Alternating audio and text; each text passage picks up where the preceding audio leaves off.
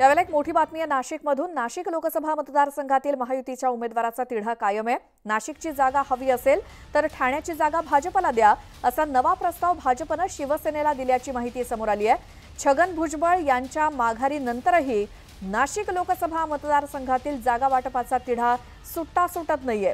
हेमंत गोडसे विद्यमान खासदार असल्यामुळे शिवसेना नाशिकच्या जागेवरती मात्र अद्यापही ठाम आहे।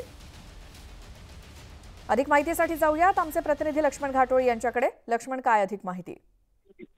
खरं तर छगन भुजबळ यांनी माघार घेतल्यानंतर नाशिक लोकसभेच्या जागेचा तिढा सुटेल अशा प्रकारची परिस्थिती असताना दुसरीकडे मात्र पुन्हा एकदा भाजपनं नवी खेळी खेळलेली आहे। नाशिक लोकसभेची जागा जर शिवसेनेला हवी असेल तर त्या बदल्यामध्ये ठाण्याची जागा जी आहे ती बिनशर्त ही भाजपला सोडावी अशा प्रकारचा नवा प्रस्ताव जो आहे तो भाजपनं शिवसेनेला दिलेला आहे। आणि त्यामुळे एकूण जर आपण बघितलं तर नाशिक लोकसभा मतदारसंघाचा तिढा जो आहे तो दिवसागणिक वाढताना पाहायला मिळतो। एकीकडे महाविकास आघाडीकडनं राजाभाऊ वाजे यांना उमेदवारी देऊन जवळपास 3 आठवडे उलटले आले आहे आणि राजाभाऊ वाजे यांच्याकडनं प्रचाराचा धडाका लावला जातोय।